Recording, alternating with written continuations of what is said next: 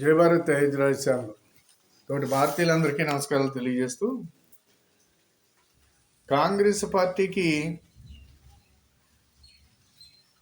జగద్గురు అపారమైనటువంటి అనుభవస్తుడు. కాంగ్రెస్ పార్టీతోటి అనేక రకాల అనుబంధాలు కలిగినటువంటి వాడు. కాంగ్రెస్ పార్టీలో రాజీవ్ గాంధీ ప్రధానమంత్రిగా ఉన్నప్పుడు కానివ్వండి, కాంగ్రెస్ ఎప్పుడు అధికారంలో ఉంటే అప్పుడు గొప్ప సలహాదారుడిగాను అనేక పదవులు అనుభవిస్తూ ఈ దేశానికి సంబంధించినటువంటి దేశ వ్యవహారాలన్నీ కూడా విదేశాలకు పట్టుకెళ్ళి విదేశాల్లో ఉగ్రవాదులతోటి, తీవ్రవాదులతోటి, ఏర్పాటువాదులతోటి అమెరికాలో ఉంటీడు ఈ యొక్క విషయాలన్నిటిని అక్కడ బహిర్గతపరుస్తూ ఉంటాడు. వీడు మన లూపోల్స్ అన్నీ అక్కడ అందిస్తూ ఉంటాడు. వీడు ఈనాడు ఎప్పుడు కాంగ్రెస్ పార్టీకి సలహాదారుడు, కానీ ఈనాడు కాంగ్రెస్ పార్టీకి రాహుల్ గాంధీ అనేటువంటి వ్యక్తికి వీడు గురువు అన్నమాట. వీడు ఈ రాహుల్ గాంధీ విదేశాలు వెళ్తాడు, వాడు రాసి ఇచ్చిన స్లిప్ పట్టుకెళ్ళి అనేక రకాలుగా అమెరికా కానివ్వండి, జపాన్ కానివ్వండి, జర్మనీ కానివ్వండి, బ్రిటన్ కానివ్వండి, యూనివర్సిటీల్లో వీడు ఉపన్యసించడానికి వెళ్తూ ఉంటాడు. అక్కడ ఉపన్యాసం చేసేటప్పుడు వీడు చేసేటువంటి దౌర్భాగ్య ఉపన్యాసం ఏంట్రా అంటే, భారతదేశంలో స్త్రీలకి శిక్ష లేదు, భారతదేశంలో మైనార్టీలకు శిక్ష లేదు, భారతదేశంలో ఎస్సీ ఎస్టీలకి శిక్ష లేదు అని చెప్పేసి ఇలాగా పనికిమాలైనటువంటి కూతలన్నీ కూతూ ఉంటారు.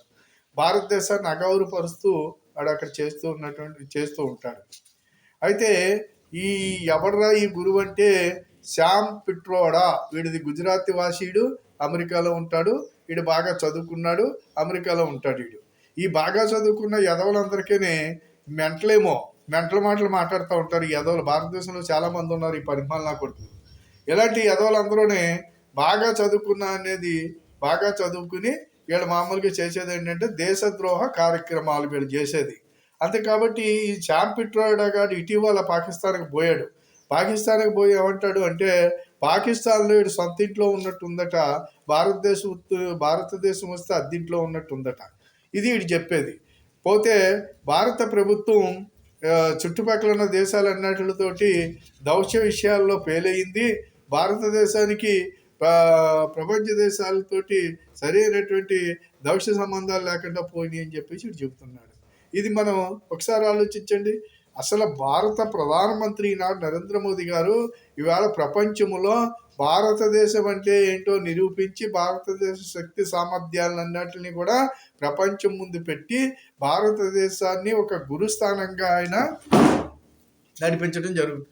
గురుస్థానాన్ని పొందేలా చేశాడు ఆయన. ఈనాడు భారతదేశానికే కాదు ప్రపంచానికి ఒక దిశానిర్దేశించేటువంటి శక్తి ఈనాడు భారత ప్రధానమంత్రికి ఉంది. ఈనాడు ప్రపంచ నాయకుడిగా ఎదిగినటువంటి వాడు ఈనాడు భారత ప్రధానమంత్రి నరేంద్ర మోదీ గారు. ఈయన్ని విమర్శిస్తూ మాట్లాడటం. మరి ఇప్పుడు ఈ రోజున ఇప్పుడే కాదు, ఒకసారి కాశ్మీర్లో పుల్వామా దాడులు జరిగితే అది పాకిస్తాన్ మీద ఆపాదించకూడదు. పాకిస్తాన్ ఉగ్రవాదులు వచ్చి పుల్వామా దాడి చేస్తే ఆ పుల్వామా దాడిలో అది పాకిస్తాన్గా భావించకూడదు, అది తప్పది, అది ఉగ్రవాదులని చెప్పాలి తప్ప పాకిస్తాన్ అని చెప్పకూడదు అన్నాడు వీడు. అలాగే ఇటువంటి అన్ని చూసినట్లయితే బోల్డ్ అని వీడు చేసేటువంటి కామెంట్ ఎలా ఉంటాయంటే, పాకిస్తాన్కి అనుకూలంగా, అదే ఉగ్రవాద తీవ్రవాదాలకు అనుకూలంగా మాట్లాడుతూ ఉంటారు. ఇదే రకంగా ఈ రాహుల్ గాంధీ గారు దేశాలన్నీ ప్రపంచ దేశాలు తిరుగుతూ ప్రపంచ దేశాలకు వెళ్ళి అక్కడ మాట్లాడే ప్రతి ఒక్క మాట కూడా దేశానికి నష్టపరిచేటువంటి మాటలు మాట్లాడుకుంటూ వస్తాడు ఈ రాహుల్ గాంధీ అనేవాడు. దీనికి అంతటికీ ఈ గురువు యొక్క గైడ్లైన్స్ మాత్రమే, ఈ గురువు ఏది చెప్తే అది మాట్లాడి వస్తాడు.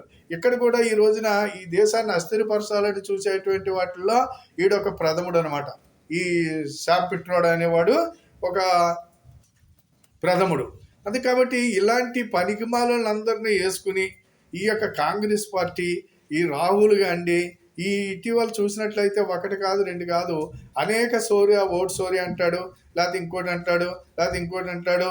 మోదీ గారిని మోడీ గారు తొడుక్కునే బట్టల గురించి మాట్లాడతాడు.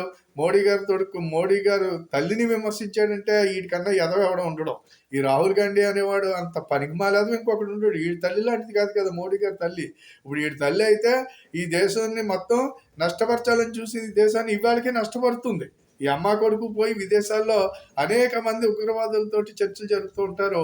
ఈ రకంగా కార్యకలాపాలు చేస్తూ ఉంటారు. ఉగ్రవాదులు ఉరితీస్తా ఉంటే వాళ్ళ అమ్మ ఏడ్చిందంట. అది కూడా చెప్పాడు. వీళ్ళ అమ్మ ఏడుతానికి ఉగ్రవాదులను ఉరితీస్తే ఇది ఏడుతూ ఉంటుంది ఈవిడి గారు. ఇలాంటి దరిద్ర మంది అంతా మన దేశంలో పడి ఇక్కడ మెక్కుతూ ఉన్నారు.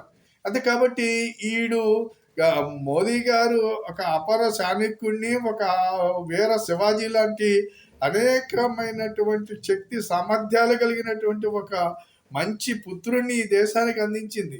నువ్వు చాండాలుడిని నీ తల్లికి నువ్వు ఒక చాండాలుడివి. నీ చాండాల లక్షణాలన్నీ నీ అమ్మకి ఏ లక్షణాలు ఉన్నాయి ఆ లక్షణాలు వస్తాయి అనుకో. నువ్వు భారతీయుడు కాదు కదా. నీ అమ్మేమో క్రిస్టియను, నీ బాబేమో ముస్లిము, అదే రకంగా నీ మామేమో హిందూ, నీ మామేమో హిందూ, ఆమె చేసుకున్నదేమో ముస్లిము. ఇలాగ మీకు ఒక జాతి, ఒక కులము, ఏమీ లేదు కదా. మీరు మామూలుగానే మీకు ఏదైనా ఒక భారతీయుడు అయితే నీకు భారతీయుడు మాటలు వచ్చు. నువ్వు భారతీయుడు కానే కాదు. భారతదేశానికి వ్యతిరేకంగా మాట్లాడేటువంటి మాటలు, రాహుల్ గాంధీ మాట్లాడే మాటలు చూసినట్లయితే అదే ఏ దేశంలో అయితే నీ పాటలు ఉరిదీసేద్దరు. దేశాలు విడిచి బయటకు వెళ్ళి ఇష్టం వచ్చినట్టు పేలుతూ ఉంటాడు. ఎవడు సమిస్తాడు ఈ భారతదేశంలో కనుక నీ ఆటలు సాగిపోతున్నాయి. కాబట్టి ఈ శామ్ పిట్రోడా గాడు ఇక్కడ ఉగ్రవాదులకు సపోర్ట్గా మాట్లాడటం, బయట ఉగ్రవాదులతో చర్చలు జరపటం, దాని ప్రకారంగా ఇటు చేసేటువంటి కార్యక్రమాలు ఈ శామ్ పిట్రోడా. మరి ఎదవ అక్కడ పుట్టిల్లాగా ఉన్నది ఏదే సొంత ఇంట్లో ఉన్నట్టుంది. పాకిస్తాన్లో ఉన్న ఎదవ అక్కడ పోవాలి కదా.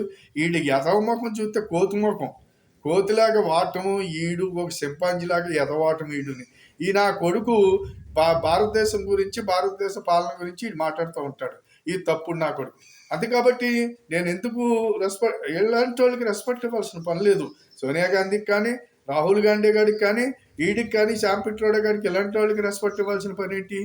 ఈయనకే కాదు, మన్మోహన్ సింగ్ కూడా రెస్పెక్ట్ ఇవ్వక్కర్లేదు. ఎందుచేతంటే తీరని ద్రోహం చేసినటువంటి మన్మోహన్ సింగ్ పరిపాలన చేసి ఒక హసీన్ మాలిక్ అనేటువంటి ఒక ఉగ్రవాదిని కౌగులించుకున్నటువంటి వాడు భారత ప్రధానమంత్రి.